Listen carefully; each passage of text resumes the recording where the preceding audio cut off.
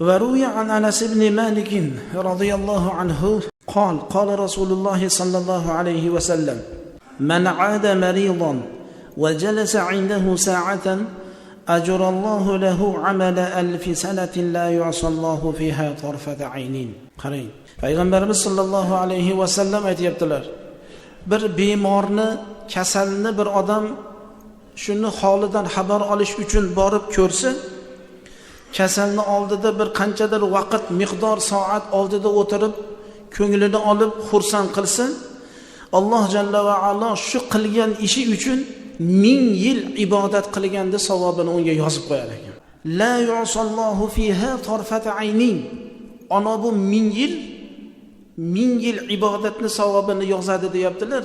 Ko'zni yumib ochgunga qadar 1000 yil mobaynida Allohga gunoh qilmasdan ibodat qilganda savobini yozar ekan. Laylatul qadri xayrun min alf shahrin madi? Qadr kechasi 1000 oydan yaxshi edi. Demak, bitta kasalni ko'rib qo'yishlik 1000 yil ibodat qilganda savobidan afzal ekan. Muhtaram jamoat, kasallar juda ham ko'p. Kasal holi Alloh bilan bo'lib qoladi. U faqat o'tgangi gunohlarni eslaydi, Allohning huzuriga borishni eslaydi, boradigan qorong'i qabrini eslaydi, Allohning oldida beradigan so'roq savolini eslaydi. Unga dunyoning g'ami tugadi endi, uni hamma yo'qdan umidni uzdi. U inson Alloh bilan birga bo'lib qoladi. Alloh bilan birga bo'lib qolgan odamni duosini ijobat ekanligi haqida shak shubha yo'q. Umar ibn al-Xattob radhiyallohu anhu ning rivoyatlarida payg'ambarimiz sollallohu alayhi vasallam aytgan ekanlar: "Iza dakhalta ala maridin famurhu yad'u laka fa inna du'aahu ka du'ail malaikati."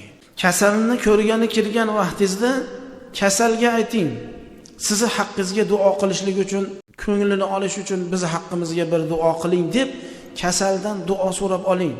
Chunki kasalni duosi farishtalarning duosiga o'xshaydi, deyaptilar payg'ambarimiz sollallohu alayhi vasallam.